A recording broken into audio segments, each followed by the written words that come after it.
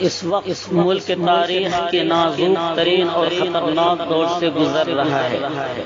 ملک کی سالمیت اور اس کی تہذیب اور اس کی جمہوریت شدید بحران میں مبتلا ہے۔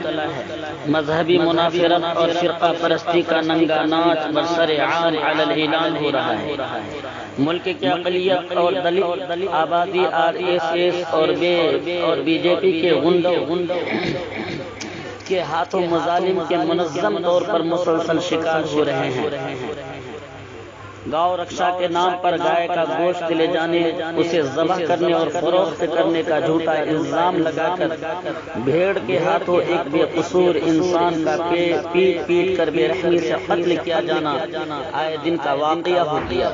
ٹرین اور ریلوے اسٹیشن بھی ان ظالموں کے دست ظلم سے محفوظ نہیں۔ مسلمان اور داڑھی ٹوپی والا دیکھتے ہی دہشت گرد پاکستانی کہہ کر یا دوسرا الزام لگا کر سفر کر رہے مسلمانوں کے ساتھ بدتمیزی، مار پیٹ، حتیٰ کہ ان کے قیمتی جان لے لیے جانے کا بھی سلسلہ جاری ہے۔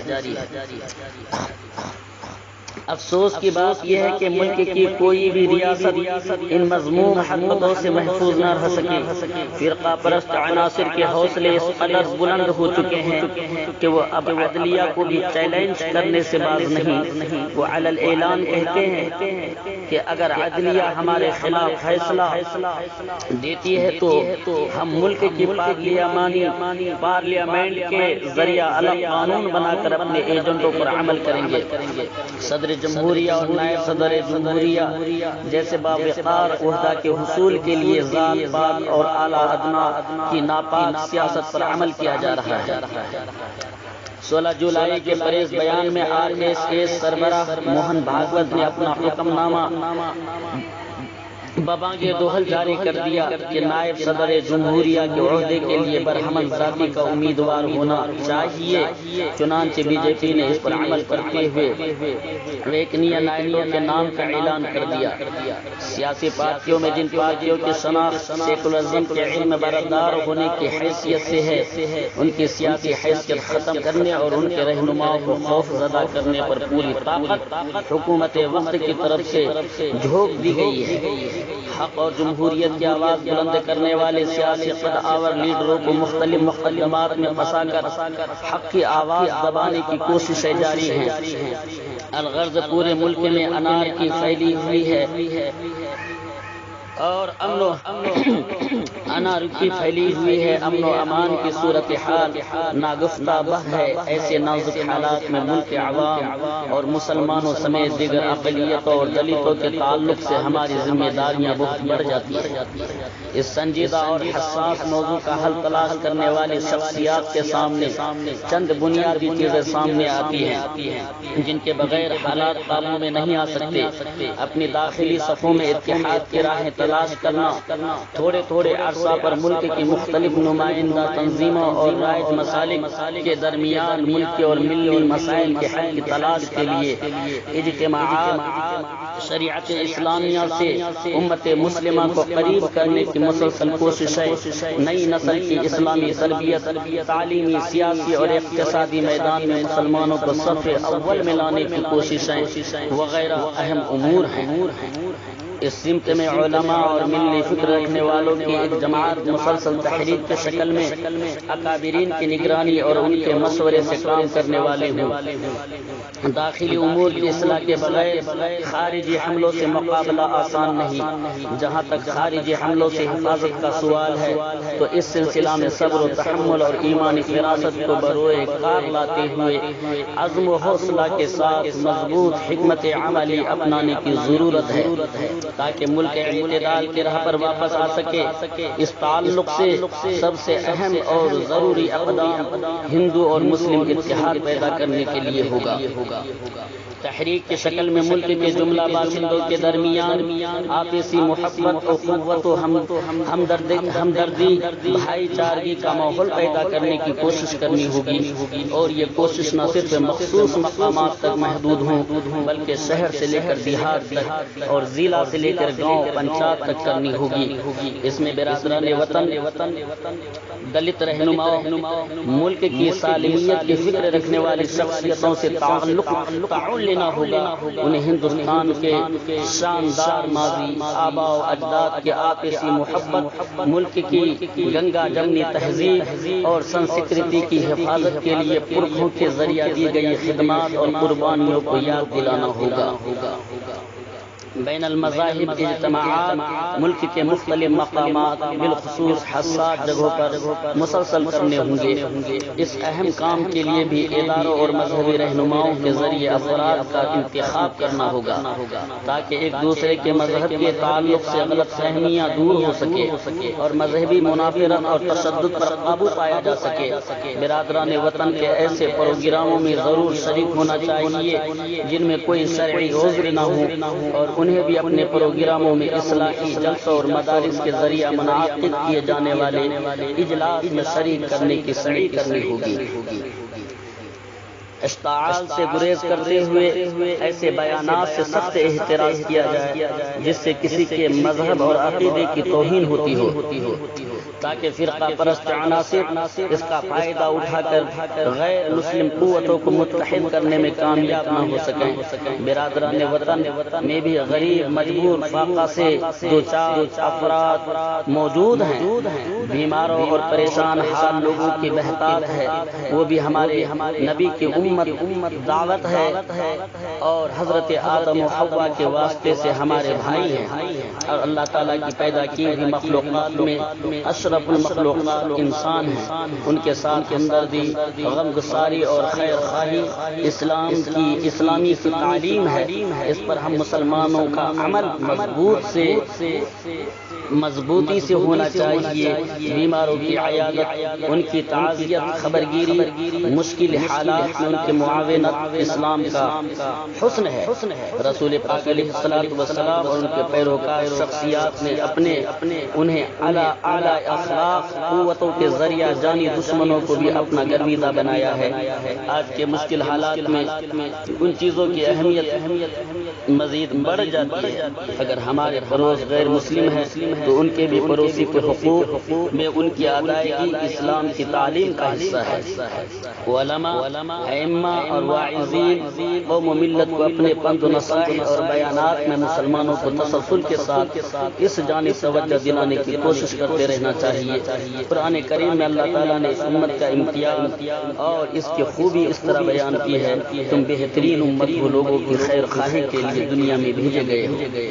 اس آیت سے ظاہر ہوتا ہے کہ اللہ تعالیٰ نے ہماری خیر خواہی کا مورد تمام انسانوں کو قرار دیا ہے۔ وطن کی خدمات، وطن کے تحفظ اور اس کی وطن کی ترقی کے تعلق سے مسلمانوں کی طرف سے دی جانے والی خدمات کا تعارف مختلف ذرائع سے مختلف زبانوں میں کیا جائے تاکہ فرقہ پرست اور مذہب کی بنیاد پر اس ملک کی ترقی کے دھارے سے ہمیں الگ کرنے والی طاقتوں پر بند لگ سکے۔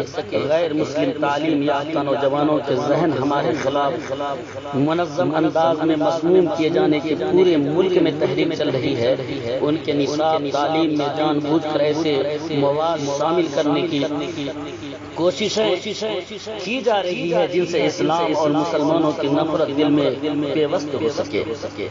اس صورتحال پر قابو پانے کے لیے اگر فوری طور پر کوششیں نہ کی گئیں تو آنے والا وقت مزید خطرناک ہوگا۔ لہذا کالج اور اسکول انتظامیہ کے تعاون سے ان نوجوانوں کے بیچ ایسے پروگرام لگاتار چلائے جانے چاہیے جن سے آپسی محبت اور خیر سگالی کو فروغ مل سکے اور اسلام کی اعتدال پسندی اور اسلام کے درس اخوت و محبت اور رواداری سے وہ واقف ہو سکیں۔ ان سے گفتگو شنید کا ماحول تیار کیا جائے اور ان کے احساسات و نظریات جاننے کی کوششوں میں اضافہ ہونا چاہیے تاکہ انہیں اسلام کی صحیح تعلیمات سے آگاہی ہو سکے، آشنائی ہو سکے اور انہیں معتدل ہندوستان کا حصہ بنایا جا سکے۔ غیر مسلم باصلاحیت غریب نوجوانوں کی تعلیمی امداد اور ان کے وظائف کی شکلیں بنائی جائیں۔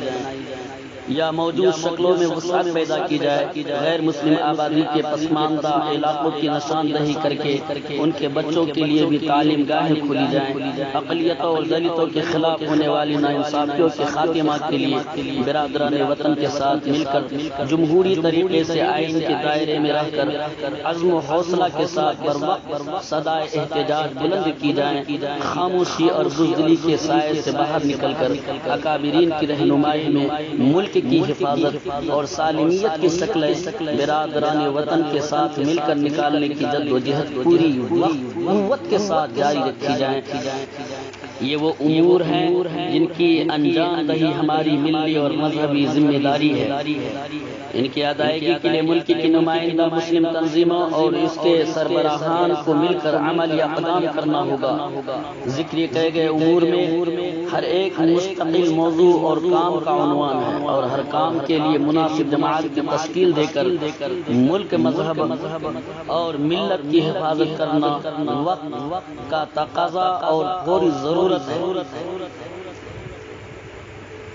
خارجی حملوں سے بچنے کے لیے جن اقدامات اور تحریکات کی فوری ضرورت ہے ان میں ہندو مسلم اتحاد کی ملک گیری تحریک، بین المذاہب اجتماعات، غیر مسلم پریشان حال برادران وطن کی اعانت اور ان کی خبر گیری، اگر کوئی شرعی عذر نہ ہو تو ان کے اجتماعات میں اپنی شرکت اور اپنے اجتماعات میں ان کی شرکت لازمی بنانا، وطن کی حفاظت اور اس کی تعمیر و ترقی کے تعلق سے دی گئی مسلم اکابرین کے خدمات کا مختلف زبانوں تعارف کرانا، غیر مسلم تعلیم یافتہ نوجوانوں کے درمیان کالج اور اسکول انتظامیہ کے تعاون سے ایسے پروگرام منعقد کرنا جن سے آپسی محبت اور خیر خواہی کے جذبات کو فروغ مل سکے۔